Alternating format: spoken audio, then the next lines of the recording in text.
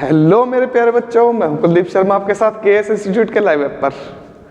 तो आज है कोऑर्डिनेशन कंपाउंड्स का लेक्चर नंबर 3 और आज बहुत ही इंपॉर्टेंट लेक्चर होने वाला है क्योंकि आज हम करेंगे इसका one of the most important topic IUPAC names. इससे पहले 2 लेक्चर्स आए हुए हैं। अगर आपने पहले 2 लेक्चर्स नहीं देखे तो पहले प्लीज वे दोनों लेक्चर देखना, जब जाकर लेक्चर नंबर 3 देखना। अगर आपने ऑलरेडी चैप्टर किया हुआ है तो आप कहीं से भी देख सकते हैं, बट अगर आपने चैप्टर को अभी नहीं किया तो स्टार्टिंग से देखना, इससे आपके जो इम्पोर्टेंट टर्म्स हैं वो क्लियर हो जाएंगे, ठीक है।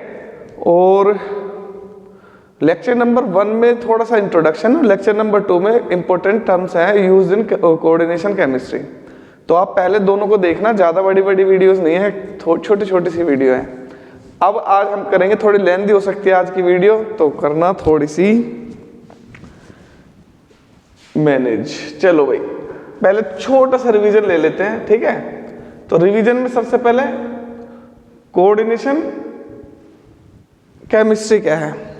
Coordination chemistry is the branch of chemistry which deals with the study of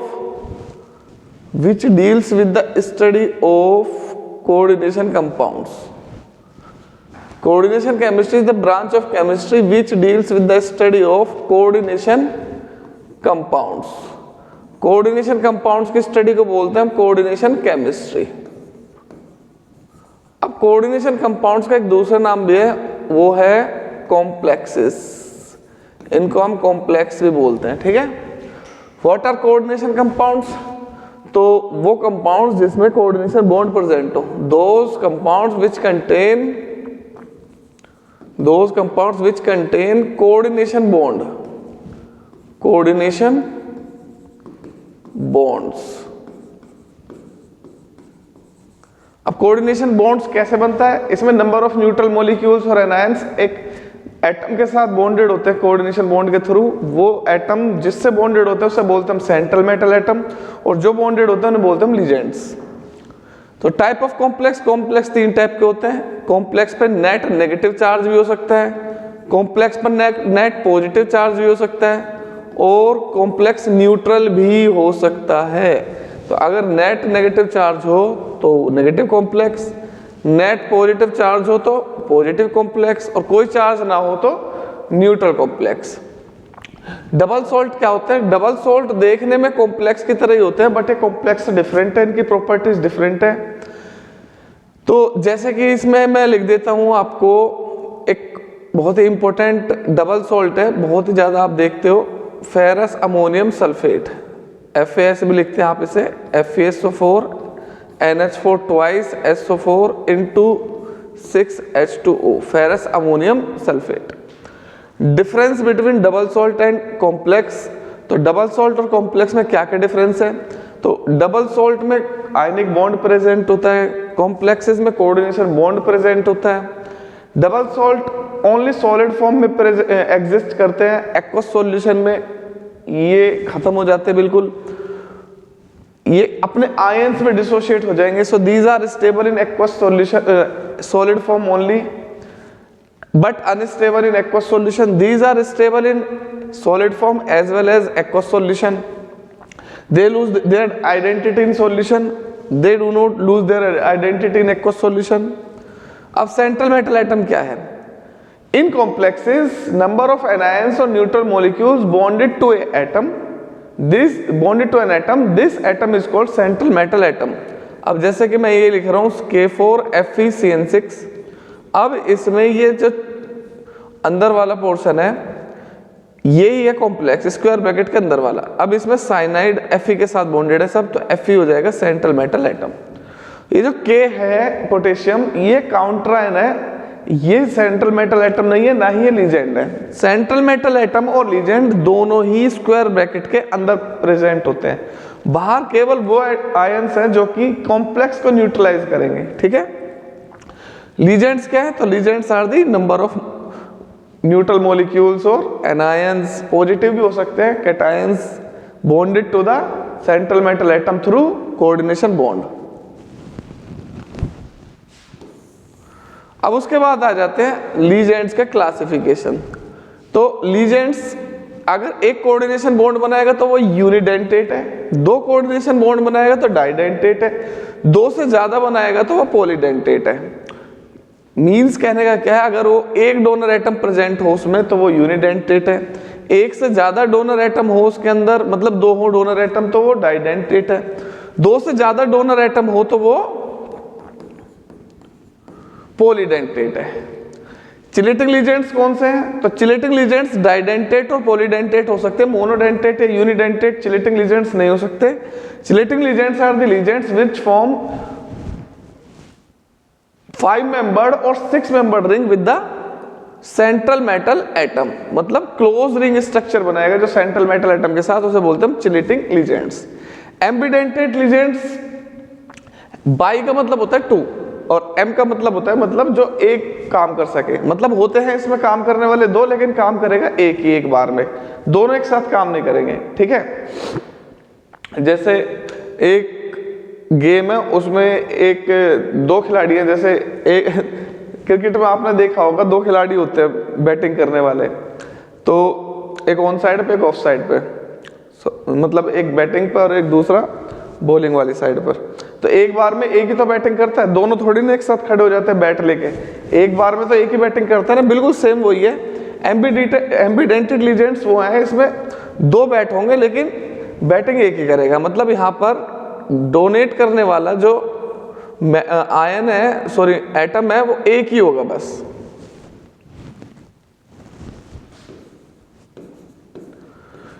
So those ligands which contain two donor atoms but can donate one electron pair at the same time।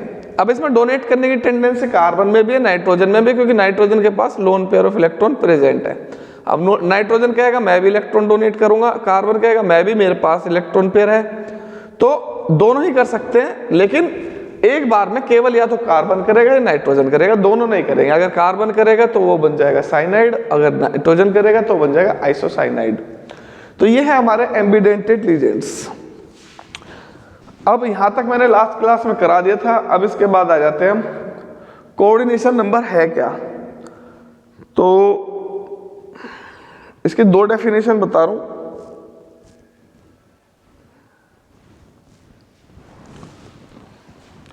It is defined as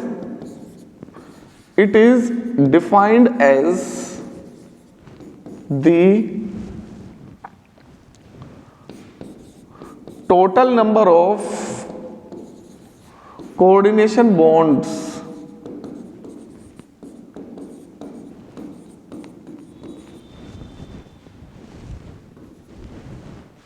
formed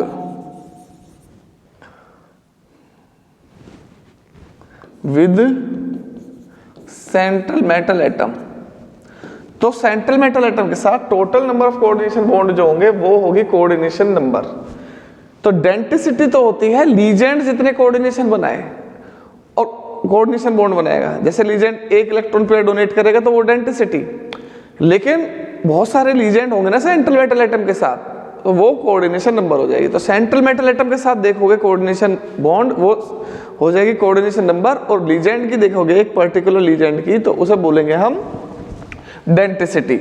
अब जैसे मैं इसमें बोलूं K4FeCN6, अब यहां पर legend की denticity क्या है? तो लीजेंड की डेंटिसिटी है 1। अब मैं बोलूं यहां पर कोऑर्डिनेशन नंबर क्या है, तो कोऑर्डिनेशन नंबर Fe का देखोगे आप, और Fe का कोऑर्डिनेशन नंबर है 6, क्योंकि 6 यूनिडेंटेड लीजेंड इससे बॉन्डेड है, तो 6 कोऑर्डिनेशन बॉन्ड बने हुए हैं। 6 कोऑर्डिनेशन बॉन्ड बने होने की वजह से इसकी हो गई 1 2 3 4 5 6।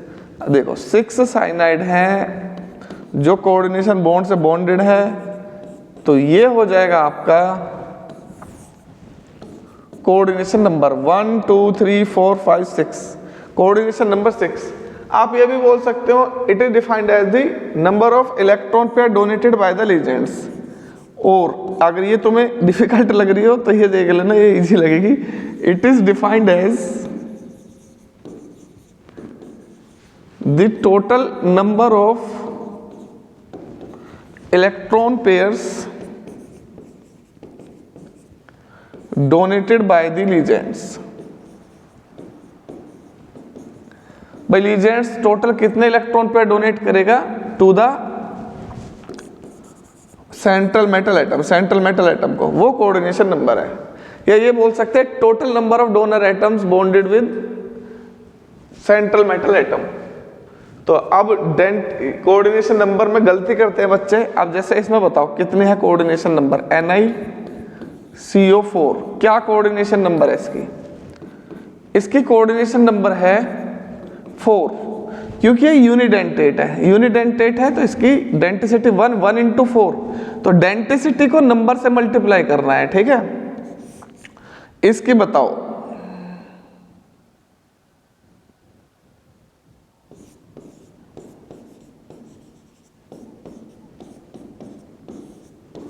इसकी बताओ क्या है coordination number.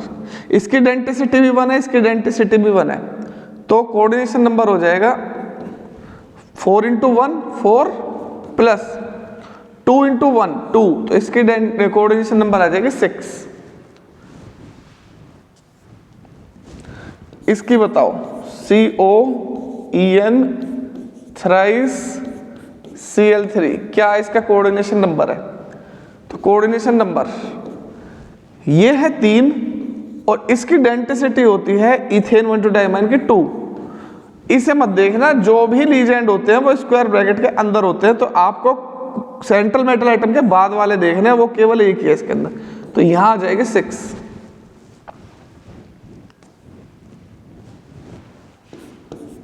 K3Al C2O4 thrice. इसकी बताओ कोऑर्डिनेशन नंबर क्या है? तो देखो 3 ऑक्सिलेट है इसमें और इसकी डेंसिटी होती है 2, तो बेटा इसकी आ जाएगी 6। इसकी बताओ PTEnCl2 कोऑर्डिनेशन नंबर बताओ। इसकी डेंसिटी होती है 2, इसकी डेंसिटी होती है 1, तो 2 into 1 इसकी हो गई प्लस 1 into 2, इसकी डेंसिटी होती है 1 और ये कितने हैं 2, तो 2 + 2 कितने आ जाएगी 4। तो डेंसिटी का ध्यान रखना, किसकी डेंसिटी कितनी होती है उतने ही नंबर से मल्टीप्लाई कर देना, पता चल जाएगा कि क्या है इनकी कोऑर्डिनेशन नंबर। ठीक है बेटा, तो ये हो गया coordination number. Coordination sphere, so it is defined as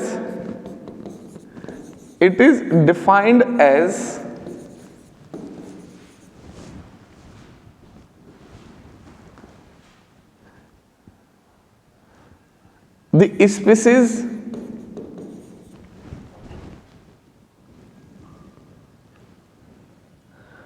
enclosed in square bracket,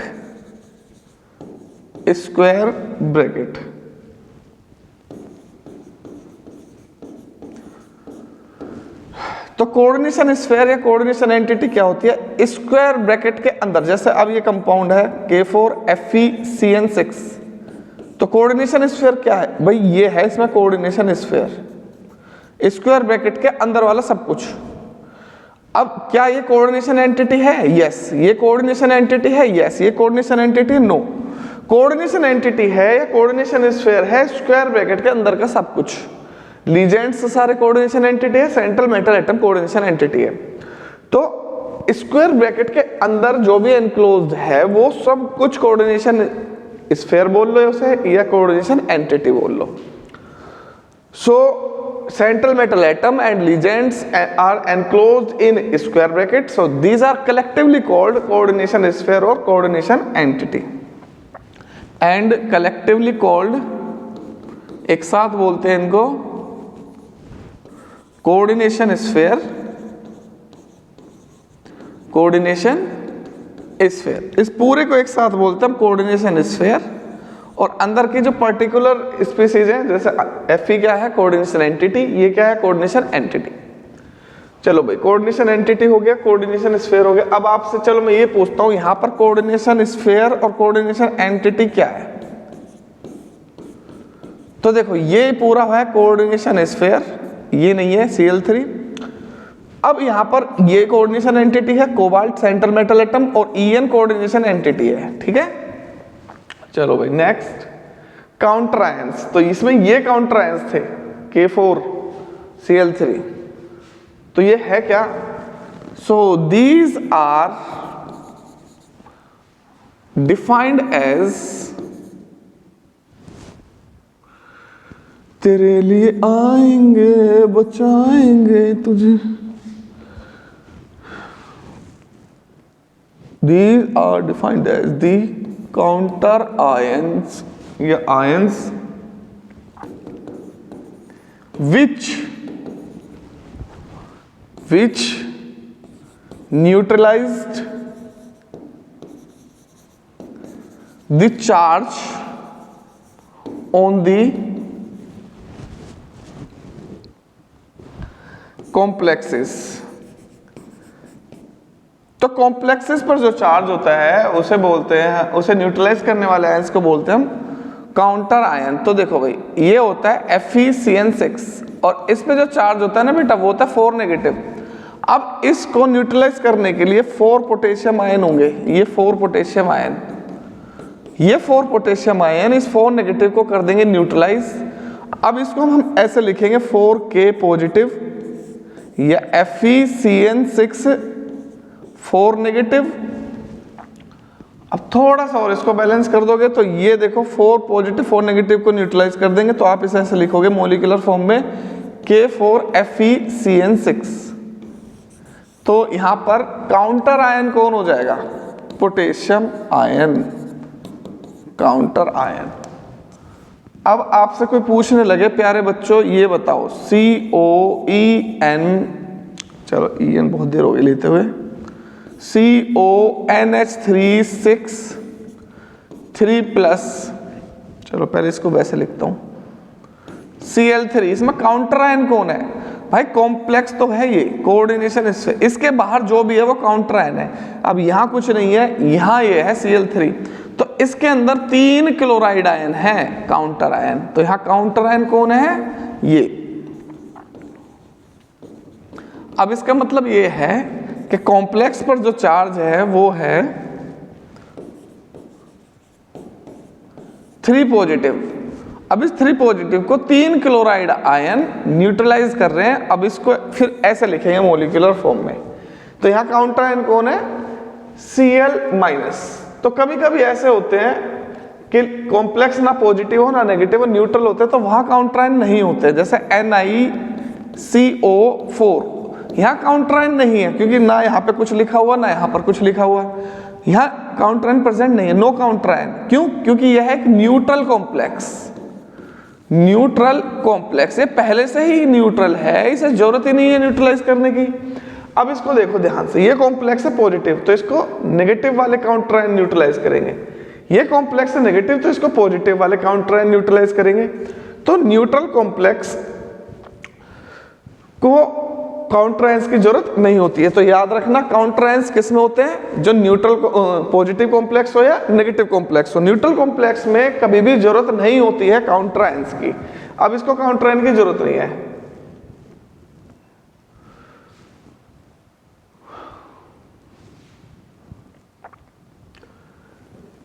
Ram Siya की करुण कहानी,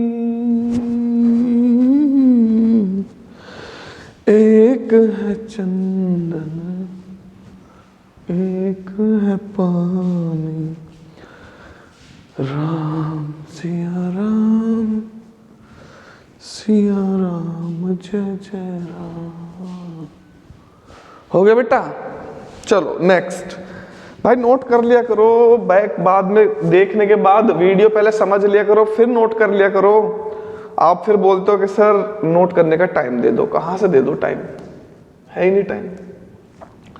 कोऑर्डिनेशन पॉलीहेड्रॉन क्या होता है? कोऑर्डिनेशन पॉलीहेड्रॉन, तो मेरे प्यारे बच्चों जब सेंट्रल मेटल एटम के साथ लीजेंड्स कोऑर्डिनेशन बॉन्ड बनाते हैं तो उसके सराउंडिंग ये एक फिक्स ज्योमेट्री एस्टेब्लिश कर देते हैं। इसी फिक्स ज्योमेट्री को बोलते हैं हम कोऑर्डिनेशन पॉलीहेड्रॉन। तो व्हेन number of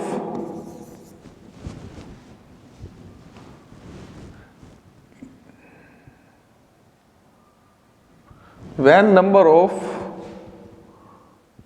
ये लीजेंड्स लिख दो, when लीजेंड्स, अब तो तुम्हें पता चल गया लीजेंड्स क्या है। when legends attached to the central metal atom,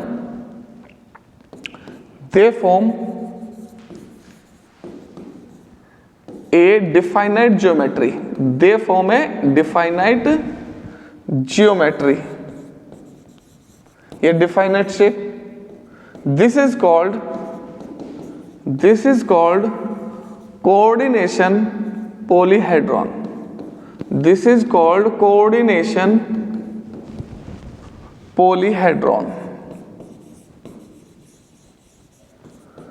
तो सेंट्रल मेटल एटम और लीजेंड्स जब एक दूसरे के साथ अटैच्ड होंगे तो ये एक फिक्स ज्योमेट्री बनाएंगे। जैसे इसको देखो एग्जांपल, फॉर एग्जांपल NiCO4। तो अब ऐसा नहीं है कि Ni के साथ 4 CO कैसे भी अटैच हो जाएंगे, CO, ऐसा नहीं होता है बिल्कुल भी। क्यों? क्योंकि इनमें होता है रिपल्जन।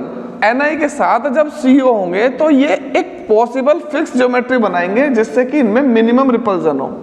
तो यहां पर Ni के साथ CO इस तरीके से इस शेप में, इस ज्योमेट्री में अरेंज होंगे और एक फिक्स ज्योमेट्री बनाएंगे। इस ज्योमेट्री का नाम है टेट्राहेड्रल।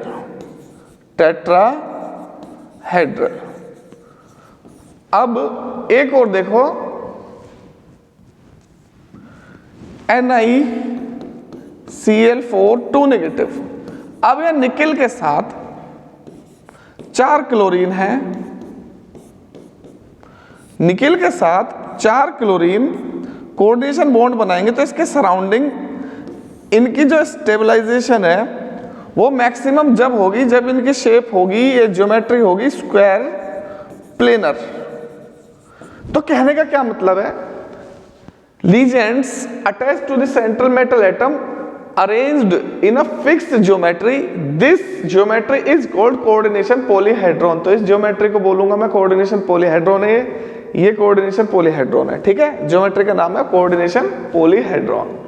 ऐसे ही बहुत सारे शेप होती है इनकी, किसी को बोलते हैं हम ऑक्टाहेड्रल, ठीक है, किसी को बोलते हैं हम ट्राइगोनल प्लेनर, किसी को बोलते हैं हम ट्राइगोनल बाइपिरामिडल, किसी को pentagonal pyramidal.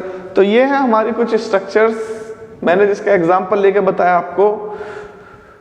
When legends are attached to the central metal atom, they form a definite geometry. This is called coordination polyhedron। इतने इजी वे में आपको ना तो मिलेगी केमिस्ट्री में, ना ही पूरे यूट्यूब पे कोई भी टीचर आपको ऐसे एक्सप्लेन करके बताएगा। सब ऊपर से बता देते हैं, फिर आप उनका पैकेज खरीदना और तब जाके आपको समझ में आएगा। यहाँ कुछ खरीदने की जरूरत नहीं है, सब कुछ फ्री ऑफ कॉस्ट मिल रहा है और बहुत ही मेहनत के साथ कोई अरेंज करा रहा है। तो प्लीज सपोर्ट करो।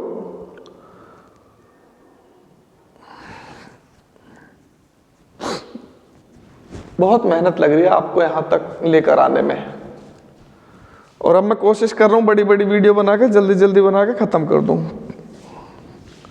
1-1 घंटे 1.5 घंटे की वीडियो बनाऊंगा जिससे कि आप जल्दी से सिलेबस को कंप्लीट कर लो। आज के टॉपिक में से 100% एग्जाम में क्वेश्चंस आएंगे, 100%। थर्ड लेक्चर है ये, और थर्ड लेक्चर में बहुत कुछ होने वाला है, और मैं ज़्यादा लेक्चर नहीं लूँगा इसका। 4, 5th, 6th, 7 7 लेक्चर में ख़त्म कर दूंगा इसे।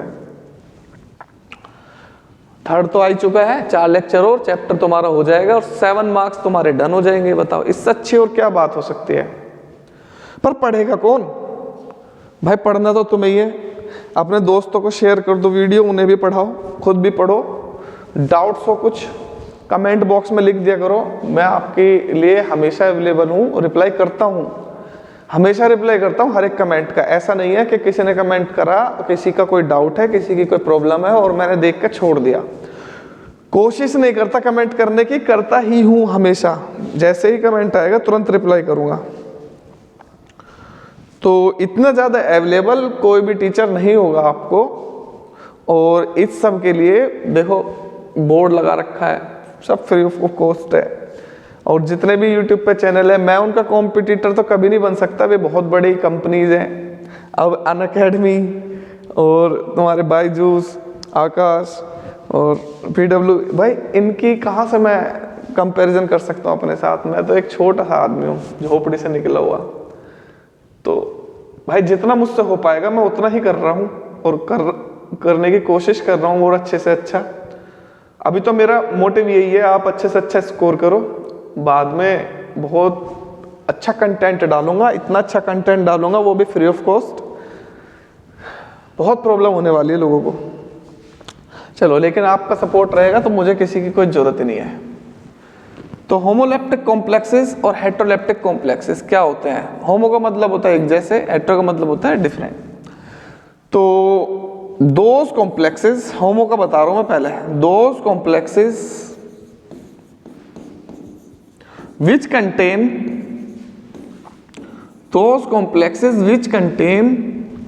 same kind of ligands, same kind of, एक ही तरीके के ligands उसमें प्रेजेंट हो, एक जैसे लीजेंड प्रेजेंट हो। ligands are called homoleptic complexes, are called homoleptic complexes। देखना बेटा K4FeCN6, क्या ये होमोलेप्टिक है या हेटेरोलेप्टिक है? भाई ये होमोलेप्टिक है। Fe के साथ साइनाइड है Cn, और सारे के सारे सेम है। तो यहाँ पे लीजेंड कौन है? यहाँ जो लीजेंड्स है इसमें साइनाइड्स और सारे के सारे एक जैसे हैं, तो ये होमोलेप्टिक है। और बताओ होमोलेप्टिक कौन कौन से हैं? NiCO4, ये होमोलेप्टिक है क्योंकि इसमें सारे क्या है, एक जैसे। 4 कार्बन मोनोऑक्साइड के मॉलिक्यूल्स हैं, तो ये क्या है, होमोलेप्टिक। ऐसे ही बहुत सारे, एंड सोन, बहुत सारे बन जाएंगे, बहुत सारे, जितने कहोगे उतने बना दूंगा। ये क्या है, होमोलेप्टिक। ये मत कह देना कि Cl भी है, थप्पड़ मारूंगा कान पे। इसमें सारे के सारे NH3 हैं, क्योंकि लीजेंड NH3 है ना कि Cl है काउंटर आयन, ठीक है। कभी उठा के कह दूं कि लो जी सर इसमें तो 2 हैं, एक Cl एक NH3 है, हो गई हेटेरोलेप्टिक, होमो है ये, पिटाई कर दूंगा तुम्हारी। अब आ जाओ heteroleptic complexes. Those complexes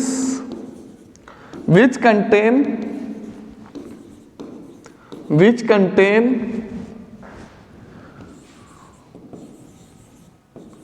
different kind of ligands are called, तेरे लिए आएंगे बचाएंगे तुझे डूब जाने से, और न तेरे साथ है मैंने, छूने तेरे पाँव है मैंने, पूजा तेरी करनी है, हो दिन रात है मैंने। चलो भाई, ligands are called heteroleptic complex. इसके बारे में बताओ, ये होमोलेप्टिक है या हेटेरोलेप्टिक है? CONH3 4 times Cl2Cl। मेरे प्यारे बच्चों, दिस इज हेटेरोलेप्टिक क्योंकि इसके अंदर लीजेंड एक तो है NH3, एक है इसमें Cl, तो ये क्या है, हेटेरोलेप्टिक कॉम्प्लेक्सेस, ठीक है। और बताओ ये कैसा है, PTENCl2, ये होमोलेप्टिक है या हेटेरोलेप्टिक है? तो प्यारे बच्चों ये हेटेरोलेप्टिक है, एक तो इसमें En और एक है इसमें Cl-। तो ये हमारे heteroleptic complexes, homonuclear and polynuclear complexes. देख लो, नोट कर लो, कभी फिर मुझसे बोलो कि सर आप तो नोट करने का टाइम नहीं देते। भाई तुम्हारे लिए कर रहा हूं इतनी मेहनत।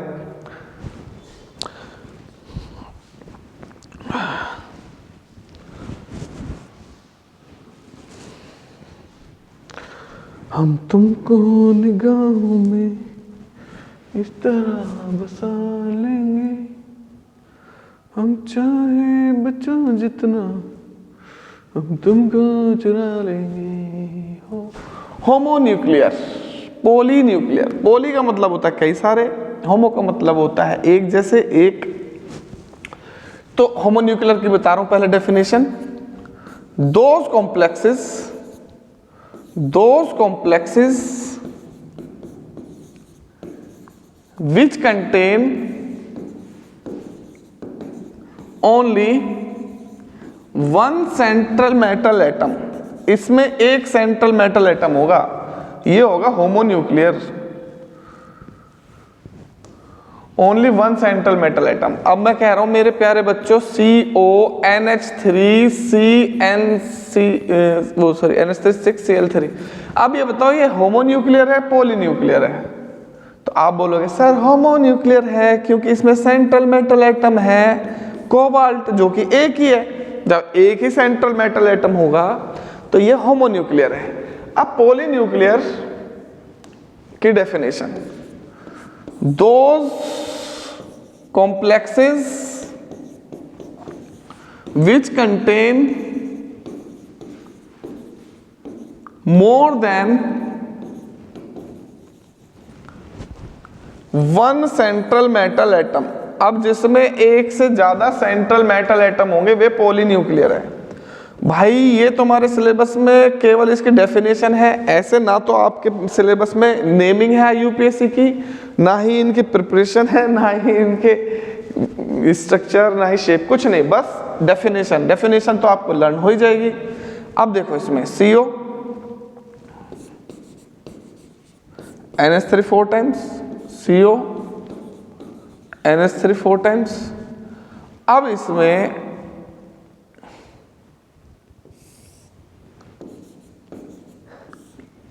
ये दोनों ब्रिज से जुड़े हुए हैं, एक तरफ से एमाइड से, एक तरफ से नाइट्राइट से।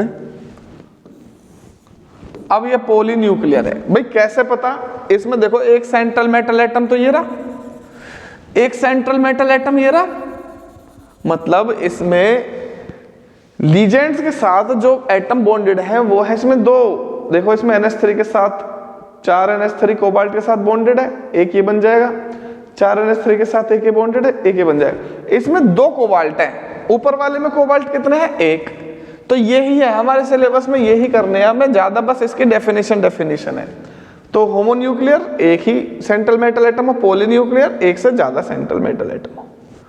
तो खत्म हो गए भाई। अब लेकर आया हूं मैं आपके लिए बहुत ही important topic, most important topic of this class, और ध्यान से समझना, ध्यान से पढ़ना, ठीक है?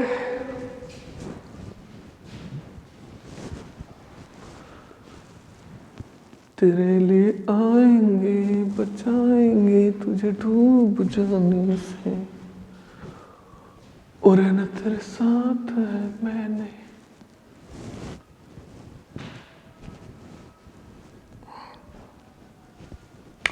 करूं? चलो भाई, IUPAC नेम ऑफ कॉम्प्लेक्सेस। तो मेरे प्यारे बच्चों, कॉम्प्लेक्स में दो पार्ट होते हैं हमेशा, एक होता है कैटायनिक पार्ट, एक होता है एनायनिक पार्ट। जैसे कि मैं ये लिखता हूं यहां पर CONH3 अब इसमें दो पार्ट है, एक पार्ट तो ये रहा Cl3, एक पार्ट ये रहा कॉम्प्लेक्स।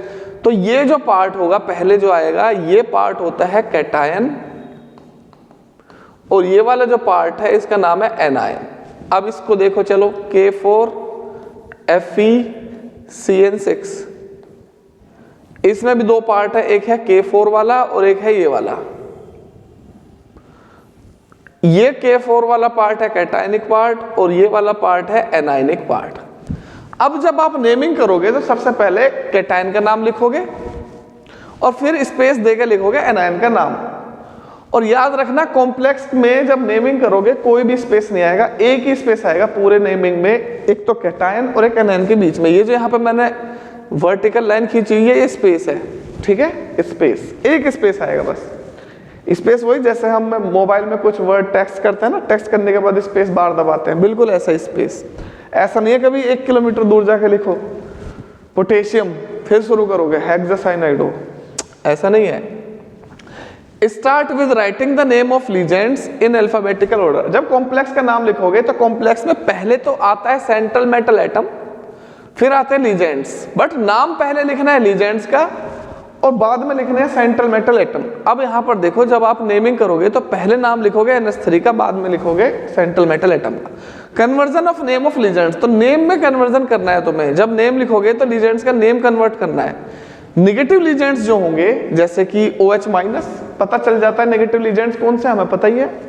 उसके लास्ट में O ऐड कर देना। मान लो मैंने यहाँ कोई सा लिखा भी नहीं है लिस्ट में, तो आप उसमें O ऐड कर देना, ठीक है। जैसे कि हाइड्रोक्साइड होता है, तो हाइड्रोक्साइड का E हटा देना यहां से, और E को हटा के यहां से उसमें O जोड़ देना, तो ये बन जाएगा हाइड्रोक्साइडो, ठीक है। ऑक्सीजन का ऑक्सो बनाना है। नाइट्राइट, ये नाइट्रो, इसे नाइट्राइट तो N लिखोगे क्योंकि यहां पर नाइट्रोजन से बॉन्डिंग होती है। सल्फाइड का E हटा के O जोड़ देना, सल्फाइडो हो जाएगा। ये नाइट्राइट तो O लिखा जाएगा क्योंकि यहाँ ऑक्सीजन से बॉन्डिंग होनी है। ये दोनों नाइट्राइट है, ये दोनों एम्बिडेंटेड लीजेंड है। ये सल्फाइट का सल्फाइटो करना है, सल्फेट का सल्फेटो करना है, साइनाइड का साइनाइडो करना है, O जोड़ देना बस E हटा के। कार्बोनेट का कार्बोनेटो करना है, ऑक्सलेट का ऑक्सलेटो करना है, हाइड्राइड का हाइड्राइडो करना है। मतलब O जोड़ देना अगर लीजेंड नेगेटिव हो, XYZ कोई सा भी हो। मान लो ये लिखा हुआ X-, X कुछ भी है, ठीक है। X मान लो सलमान खान है, तो सलमान खानो कर देना, इसका O जोड़ देना नाम में।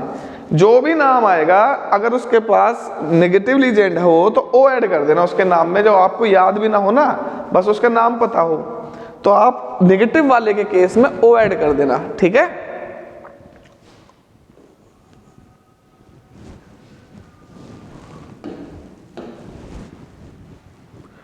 चलो भाई, न्यूट्रल लीजेंड्स, इसके तुम्हें लर्न करने पड़ेंगे। इसमें O जोड़ के काम नहीं चलेगा, ये तुम्हें लर्न करने पड़ेंगे। वाटर को लिखा जाता है एक्वा। वाटर को जब लिखेंगे लीजेंड में एक्वा। एमाइन में NH3। अमोनिया को लिखना है, अमोनिया को लिखना होता है हमें, अमोनिया को लिखना होता है एमाइन। और याद रखना एमाइन में डबल M आएगा, डबल M। अमोनिया के लिए डबल M आएगा। ईथेन 1,2 डाईएमाइन। अच्छा, डाईएमाइन यहां भी आ रहा है पर इसमें सिंगल M आता है, बस NH3 वाले में डबल M आएगा। ये EN का फॉर्मूला ये होता है NH2 CH2 CH2 NH2, ethane 1,2 डाईएमाइन। ये ट्राइफिनाइल फॉस्फीन है, ट्राइफिनाइल फॉस्फीन, ठीक है। ये पिरिडीन है, पिरिडीन। ये ऐसे लिखा भी मिल सकता है C6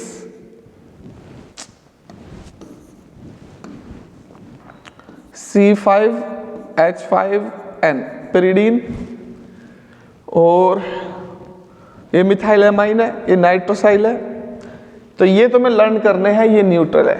यार इसमें DMG भी लिखा होगा मैंने, हाँ वो लिख रहा है DMG माइनस, इसका नाम है डाईमिथाइल ग्लाइऑक्सीमेटो, DMG डाईमिथाइल ग्लाइऑक्सीमेटो। पॉजिटिव भी होते हैं कुछ दो, उसमें IUM ऐड कर देते हैं। मान लो कोई पॉजिटिव है और आपको नाम याद नहीं है, IUM ऐड कर देना। NO+ का हो जाएगा नाइट्रोसोनियम, हाइड्रोजन का हो जाएगा हाइड्रोजीनियम, बस। अब जब लीजेंड्स के नाम लिख लोगे तो उसके बाद लिखना सेंट्रल मेटल एटम का नाम सबसे लास्ट में, बिल्कुल एंड में। फिर उसकी ऑक्सीडेशन स्टेट लिखना सेंट्रल मेटल एटम की ही, सिर्फ सेंट्रल मेटल एटम की लिखना, और वो भी रोमन में लिखना, और वो भी स्मॉल ब्रैकेट में लिखना। और अगर किसी लीजेंड में पहले से ही डाई ट्राई लगा हुआ हो, जैसे ये वाला लीजेंड था ट्राइफिनाइल फॉस्फीन, ईथेन 1,2 डाईएमाइन, तो जब इसमें अगर ये दो हो गए तो आप दोबारा ऐसे थोड़ी ना लिखोगे डाई ईथेन 1,2 डाईएमाइन, नहीं। अब जैसे मान लो ये 3 आ गए ट्राइफिनाइल फॉस्फीन, तो आप ऐसे थोड़ी ना लिखोगे ट्राइफिनाइल फॉस्फीन, नहीं। अगर कोई पहले से ही डाई ट्राई कंटेन करता है, किसी में डाई ट्राई है, तो आप 2 के लिए लिखोगे बिस, 3 के लिए लिखोगे ट्रिस, 4 के लिए लिखोगे टेट्राकाइस, 5 के लिए पेंट्राकाइस, 6 के लिए हेक्साकाइस, ऐसे ही, इससे ज्यादा आएंगे ही नहीं। तो भैया ये थे rules for writing IUPAC names. इतने बढ़िया तरीके से समझा दिए आपको रूल्स। अब हम करेंगे इनके क्वेश्चंस। चलो क्वेश्चन करते हैं।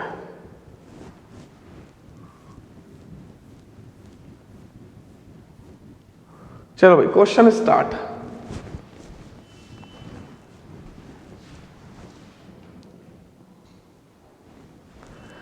देखनी पड़ती है वीडियो बन रही है या नहीं बन रही है। बीच बीच में अकेला होता हूँ मैं घर पे, कोई नहीं होता साथ में। सुबह सुबह 3, 4, 5 बजे कौन मेरे को वीडियो बनाएगा। चलो भाई देखो, अरे उसमें लीजेंड में एक रह गया, न्यूट्रल लीजेंड में, उसे ऐड कर लेना। रह तो और भी गए होंगे पर कुछ जो इंपॉर्टेंट है उनको ऐड कर लेना। इसमें लिख लेना CO, इसको बोलते हैं हम कार्बोनाइल। और कोई आएगा ऐड कर दूंगा यही, ठीक है। चलो भाई अब यहां पर देखो, पहली बात तो ये न्यूट्रल कॉम्प्लेक्स है, ना यहाँ पर एनायन है ना यहाँ कैटायन है, न्यूट्रल कॉम्प्लेक्स है। इसका सिंपल नेम लिखेंगे। अच्छा एक रूल और रह गया, वो रूल ये है, जैसे मैंने यहां बताया था ना, नोट करके ये एक पॉइंट और ऐड कर लो इसमें। Add 8 ATE in the name of, with the name of central metal atom in case of negative complex. अगर कॉम्प्लेक्स नेगेटिव हो तो सेंट्रल मेटल एटम के नाम में ATE ऐड करना है आपको, ठीक है। तो अब देखो ये रहा NiCO4, तो यहां पर देखो टेट्रा,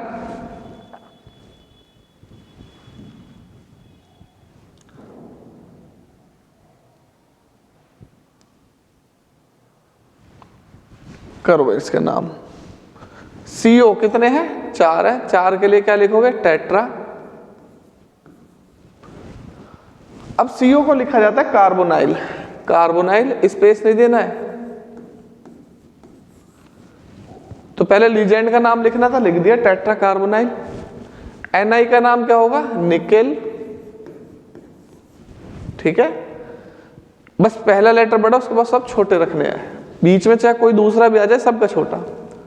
अब इसको स्मॉल ब्रैकेट, अब इसकी ऑक्सीडेशन स्टेट लिखनी है, तो निकेल की मैं मान लेता हूं ऑक्सीडेशन स्टेट X।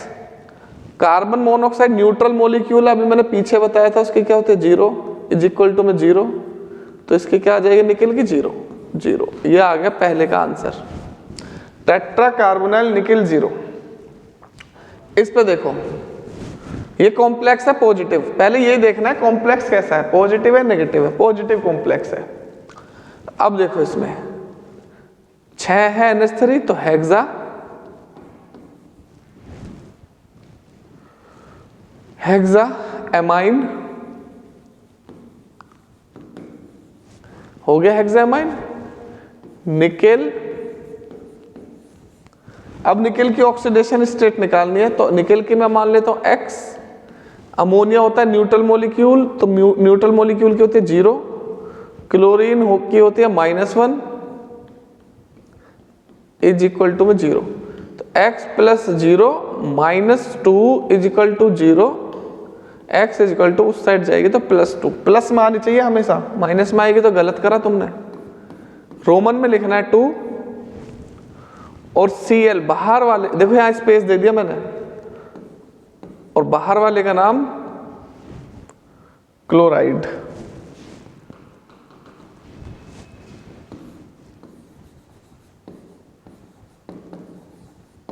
ये हो गया इसका नाम।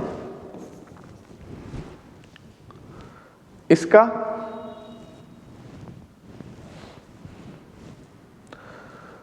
ये होमोलेप्टिक है, ये भी होमोलेप्टिक है, ये हेट्रोलेप्टिक है। इसका नाम है पेंटाएमाइन,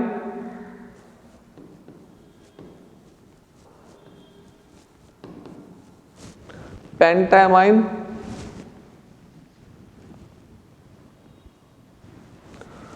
सल्फेटो, सल्फेट का सल्फेटो, देखो अमोनिया को लिखते हैं अमाइन, सल्फेट को लिखोगे सल्फेटो, क्योंकि नेगेटिव कॉम्प्लेक्स वो नेगेटिव लीजेंड है, और ये पॉजिटिव ही है ना, कॉम्प्लेक्स तो पॉजिटिव है। कोबाल्ट, कोबाल्ट की ऑक्सीडेशन स्टेट, तो कोबाल्ट की ऑक्सीडेशन स्टेट निकालनी है। पहले मैं मान लेता हूं इसके x, NH3 की 0 होती है 5 × 0, सल्फेट की होती है -2, सब की जोड़नी है जितनी भी है। क्लोरीन की होती है -1 इज इक्वल टू में 0, x -3 इज इक्वल टू में 0, x इज इक्वल टू +3। तो कोबाल्ट की आ गई +3, रोमन में लिखना है +3 स्मॉल ब्रैकेट में। और बाद में क्या है क्लोराइड। अब बाहर वाले में चाहे 1 क्लोरीन हो चाहे 2 हो, यहाँ 1 क्लोरीन हो चाहे 2 हो चाहे 3 हो, क्लोराइड ही लिखा जाएगा। कभी इसको कर दो डाइक्लोराइड, ट्राइक्लोराइड, टेट्राक्लोराइड, कोई जरूरत नहीं है इसमें कुछ करने की। इसका नाम बताओ।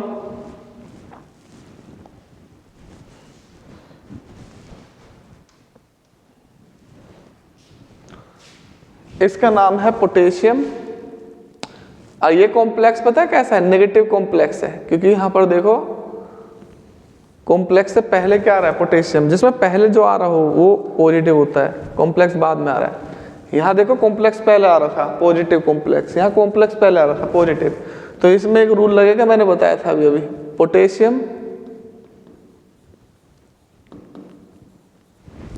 पोटेशियम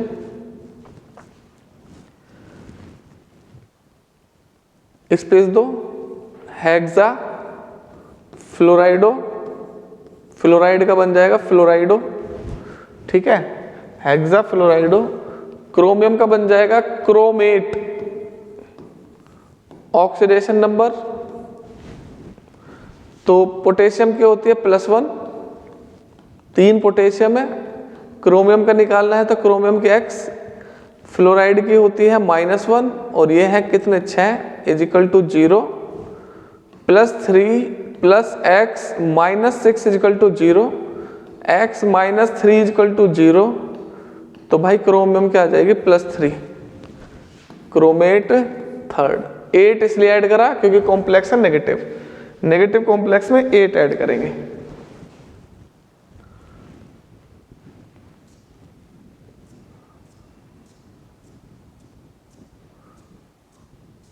तो ये थे हमारे नेगेटिव कॉम्प्लेक्स। इसमें ये वाले कॉम्प्लेक्स भी ऐड कर लो। कौन कौन से, F-, Cl-, Br-, I-। अगर F- होगा तो फ्लोराइड होता है, इसका बन जाएगा फ्लोराइडो। Cl- का बन जाएगा क्लोराइडो। Br- का बन जाएगा ब्रोमाइडो। I- का बन जाएगा आयोडाइडो। O लग जाएगा क्योंकि चारों ही नेगेटिव कॉम्प्लेक्स है।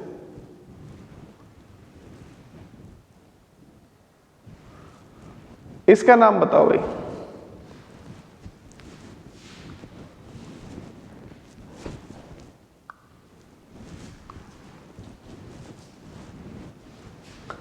इसका नाम है, देखो यहां पर C क्लोराइड, एमाइन, ये मिथाइल एमाइन, इसमें आ रहा है M, इसमें आ रहा है A, और इसमें आ रहा है C। तो अल्फाबेटिकल ऑर्डर में लिखने हैं, तो इसका नाम बन जाएगा डाई एमाइन, ये हो गया इसका क्लोराइडो, ये हो गया इसका मिथाइल एमाइन,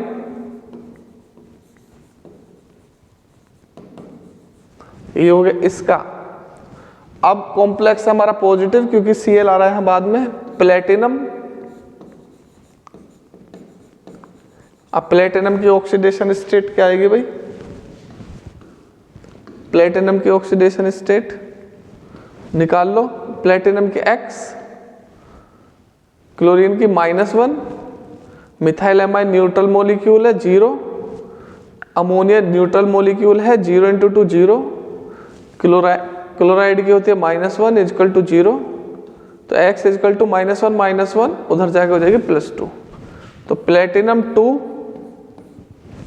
और और बाद में Cl है, Cl यहाँ पे स्पेस दे के लिखना है क्लोराइड।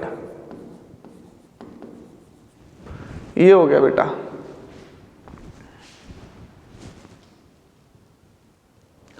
नाइस।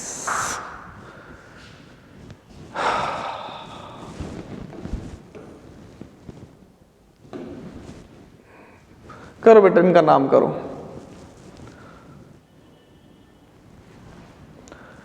तेरे लिए आएंगे बचाएंगे। 2-3 दिन में, 3-4 दिन में, मतलब दिसंबर तक चैप्टर खत्म कर दूंगा ये वाला। तो ये मत सोचना कि क्लास बीच में मैं बीमारी की वजह से नहीं ले पाया तो बहुत दिन में खत्म करूंगा। चैप्टर खत्म हो जाएगा 3-4 दिन में ही, बस 3-4 दिन से ज्यादा नहीं लूंगा मैं इसमें। फिर रैंक बूस्टर सीरीज भी देखते रहो, जिसकी ऑर्गेनिक केमिस्ट्री कंप्लीट है वो रैंक बूस्टर सीरीज भी देखते रहो। और सब्सक्राइबर बहुत ज़्यादा बढ़ रहे हैं रोज। थैंक यू सो मच मेरे प्यारे बच्चों, एहसान है आपका मुझ पे, जो आप इतना ज़्यादा शेयर करते हो। मैं जो भी मुझे मिलता है वही कहता है मैं आपसे पढ़ रहा हूँ, मैं आपसे पढ़ रहा हूँ, मैं आपसे पढ़ रहा हूँ। मैंने ट्यूशन छोड़ दिया। मेरा यही तो लक्ष्य था, ट्यूशन छोड़ के पढ़ो, वो पूरा हो रहा है। चलो भाई, एमाइन और क्लोराइड, तो ये बन जाएगा टेट्रा। भाई 4 है ना। अच्छा, इसका टी मत देखना, डाई ट्राई टेट्रा का टी नहीं देखना, लीजेंड का देखना अल्फाबेट, एमाइन और क्लोराइडो। तो tetra amine die क्लोराइडो,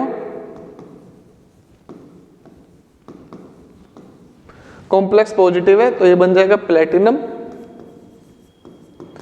complex positive कैसे पता चला? यहाँ Cl आ रहा है काउंटर आयन और Cl नेगेटिव है। या ऐसे समझ लो, कॉम्प्लेक्स पहले आ रहा है तो पॉजिटिव ही होगा, जो पहले आता है वही पॉजिटिव।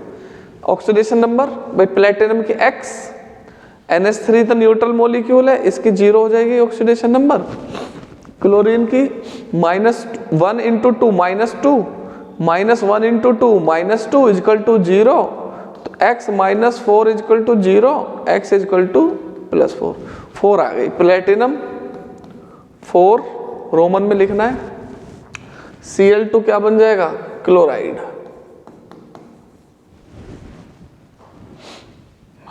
अगले का नाम लिखो भाई K4FeCN6 का।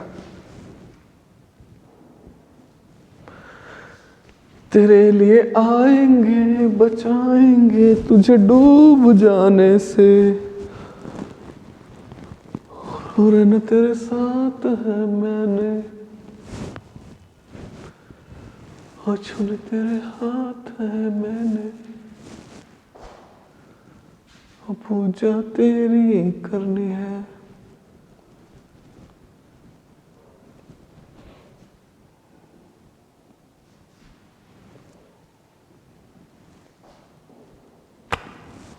करना भाई। पोटेशियम,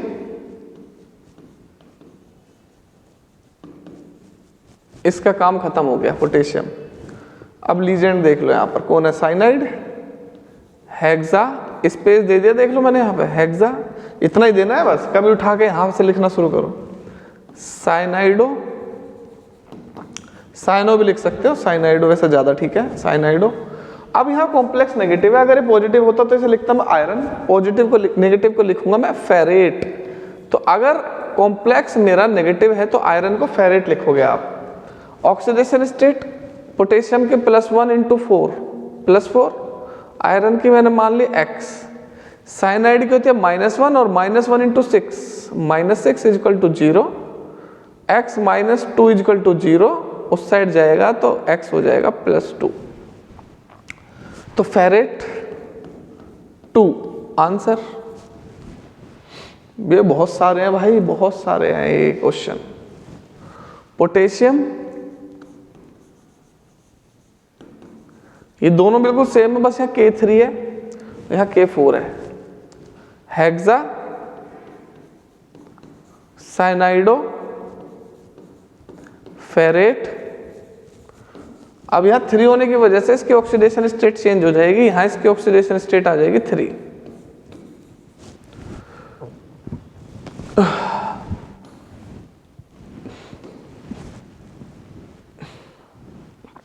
अब के वाला कॉम्प्लेक्स पॉजिटिव है, करो।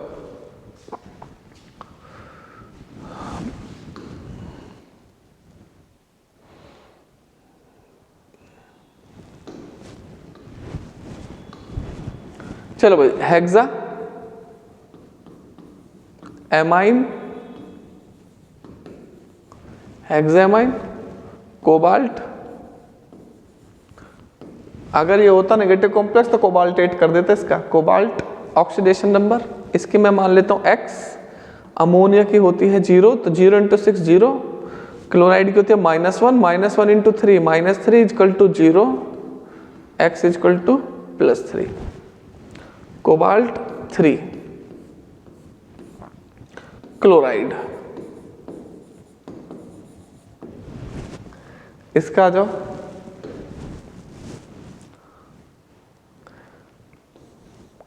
पेंटा एमाइन, पेंटामाइन, क्लोराइडो। देखो ये भी हो गया, ये भी हो गया, कॉम्प्लेक्स है पॉजिटिव, कोबाल्ट। अब इसकी ऑक्सीडेशन नंबर निकाल लो। कोबाल्ट के x, NH3 की होती है 0, 5 × 0 0, क्लोराइड की -1 और 2 क्लोराइड यहाँ है, -1 × 2 -2, +3 आ जाएगी, 3 क्लोराइड। करो आगे।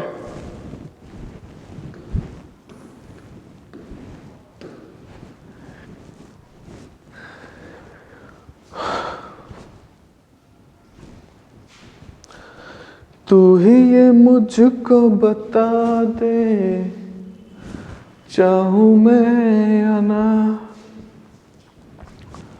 अपने तू दिल का पता दे, चाहूं मैं या ना। इतना बता दूं तुझको, चाहत पे अपनी मुझको, यूं तो नहीं इंतजार।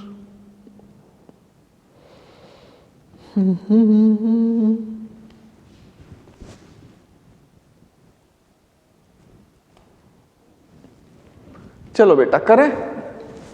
टेट्रा एमाइन, ये हो गया खत्म। डाई क्लोराइडो, ये हो गया। कोबाल्ट, अब ऑक्सीडेशन नंबर तुम निकालना, इसकी 3 आएगी। क्लोराइड, ये हो गए।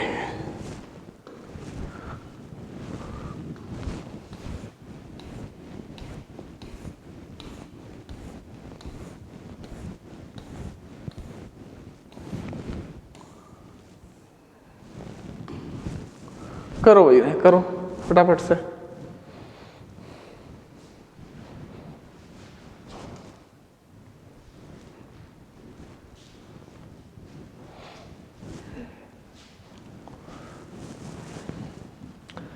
तो यह है वाटर, यह है इथेन 1,2 डाइअमाइन, यह है साइनाइड। तो सबसे पहले आ जाएगा ए, तो इसका आंसर बनेगा एक्वा, CN साइनाइडो।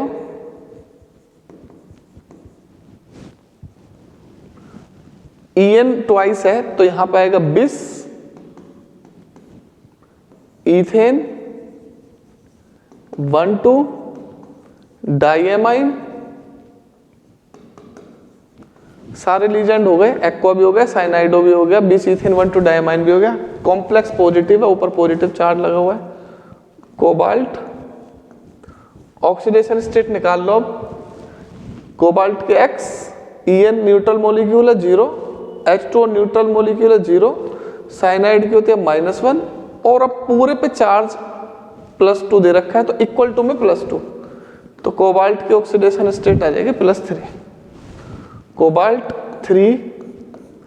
अब देखो ऊपर चार्ज लगा हुआ है, वैसे तुम यहां भी छोड़ सकते हो इसको, लेकिन अगर आप यहां छोड़ना नहीं चाहते तो और अच्छे से आप इसको लिख सकते हो, इसमें लिखा सकते हो लास्ट में आयन, ION, बस बाकी बिल्कुल ठीक है।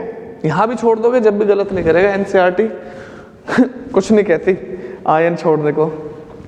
अब यहां आ जाओ, एमाइन, क्लोराइड और नाइट्रो। तो देखो tetra amine, टेट्रामाइन, क्लोराइडो, टेट्रामाइन, क्लोराइडो, nitrito.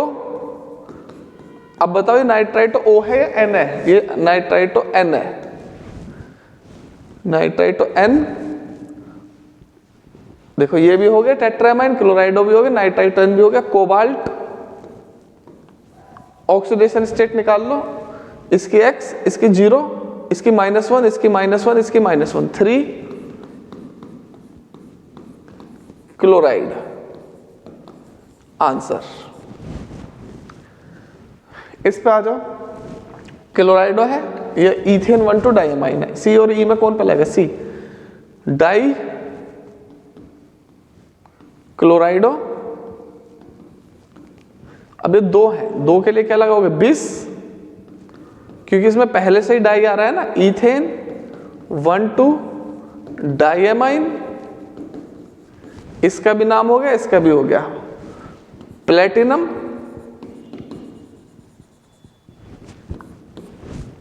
Oxidation state इसकी X, इसकी -1 × 2 -2, 2 × 0 0, इक्वल टू में क्या आ रहा है ऊपर? +2, तो भाई +4 आ जाएगी। अब इस पे चार्ज लगा हुआ है तो यहां पर लिख सकते हो आप आयन, ठीक है। इस पे आ जाओ, 3 एक्वा है, 3 एमाइन है। एक्वा और एमाइन में एमाइन पहले लिखा जाएगा। एक्वा में आता है AQ, एमाइन में आता है AM, तो ये बन जाएगा ट्राई एमाइन, फिर try aqua, chromium, chromium, oxidation state इसकी X, इसकी 0, इसकी 0, इसकी -1 × 3, -3 उस साइड जाएगा, +3, 3 क्लोराइड हो गया। चलो अगला करो।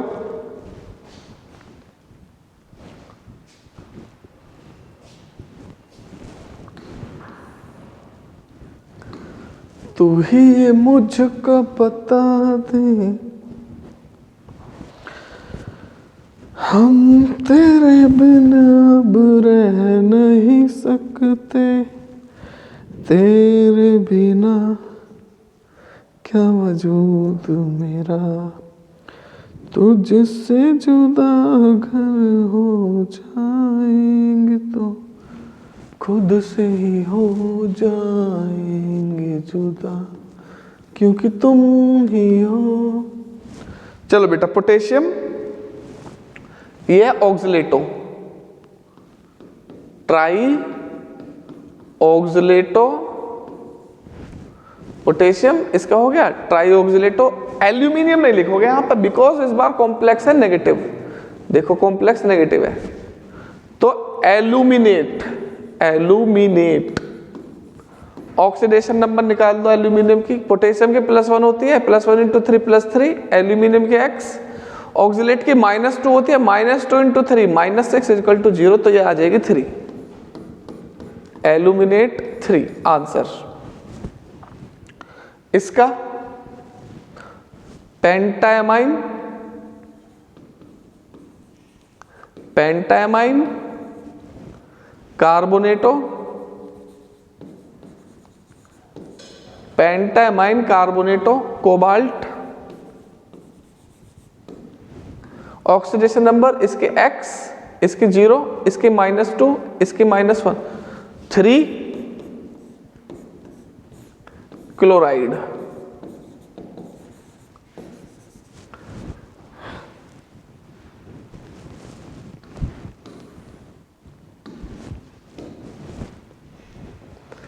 करो भाई इसे, PTEN2CL2,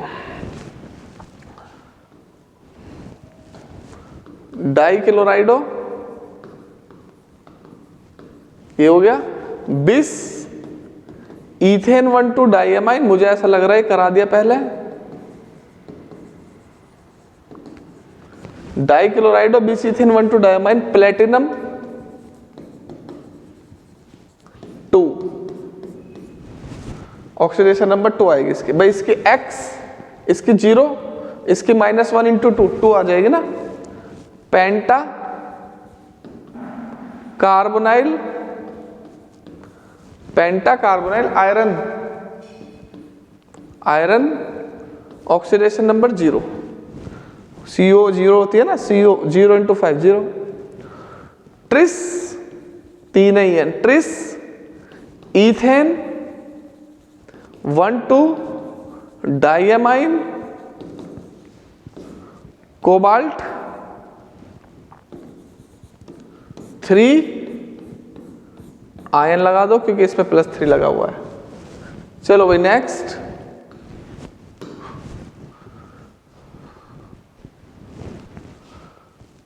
डाइक्लोराइडो बिस इथेन 1,2 डाइएमाइन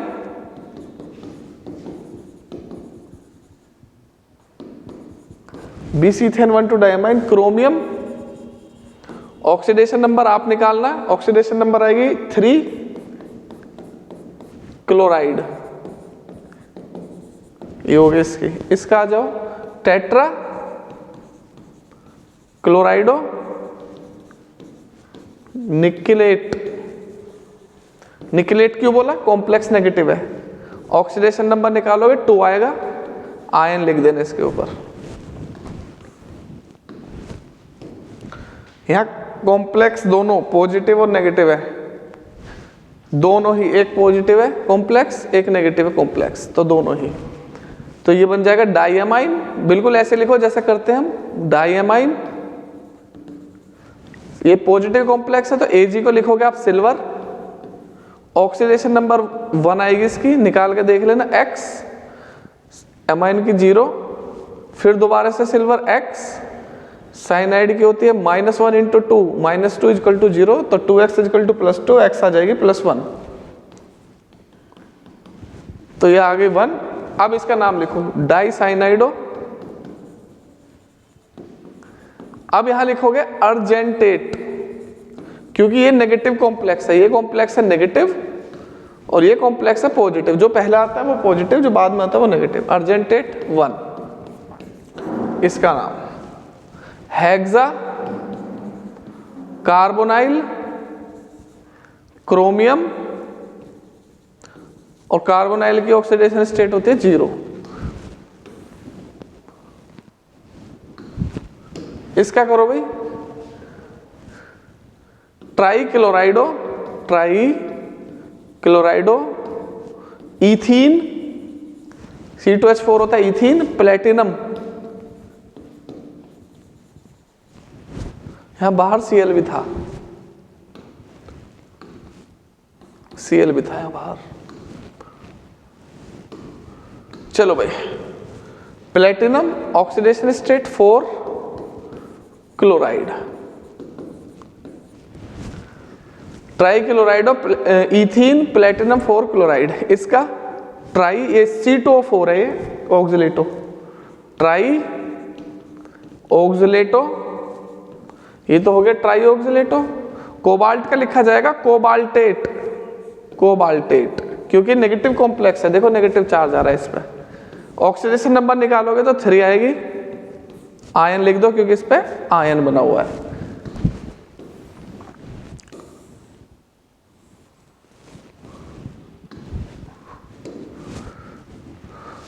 ये F ही है, यहां पे छुप रहा है, टेट्रा, बस 5 मिनट में सारे खत्म करा दूंगा। Tetra amine dichlorido, tetra amine dichlorido positive complex है, आयरन, ऑक्सीडेशन नंबर निकालोगे 1 2 3 3 क्लोराइड। इसका पोटेशियम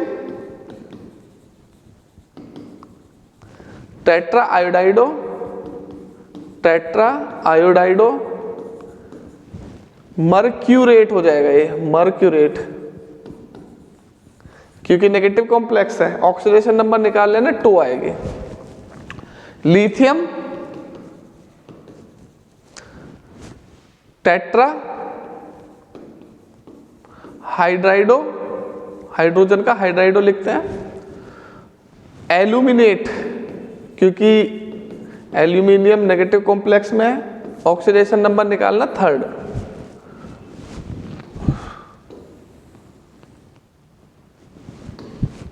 इसका डाईअमाइन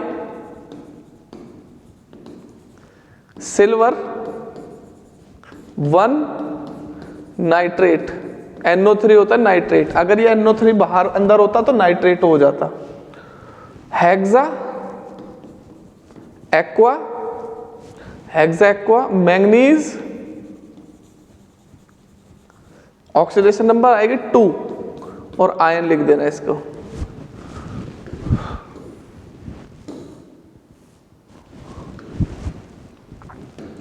इसका बिस डाइमिथाइल ग्लाइऑक्सीमेटो, ऑक्सीडेशन नंबर BMG की होती है -1, तो निकेल 2, ठीक है।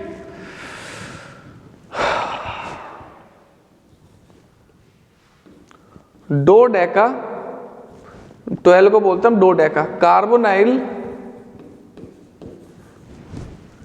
डोडेका कार्बोनाइल मैंगनीज, ऑक्सीडेशन नंबर आएगी 0। चलो भाई जल्दी से, अच्छा लास्ट है इसका, मैं ऐसे बता रहा हूं आप लिख लेना। पेंटा कार्बोनाइल, पेंटा कार्बोनाइल, यह आ जाएगा ट्राइफिनाइल फॉस्फीन, ट्राइफिनाइल फॉस्फीन, ये इसकी 0 होती है ऑक्सीडेशन नंबर, इसकी भी 0 होती है। क्रोमियम 0। तो भाई ये रही मेरी सारे के सारे IUPAC नेम, और आप इनकी कर लेना तैयारी, इनमें से ही पेपर में तुम्हें देखने को मिल जाएगा। तो मेरे प्यारे बच्चों मिलते हैं नेक्स्ट क्लास में नए टॉपिक के साथ। Thank you so much, God bless you all, tata bye bye, good night, take care.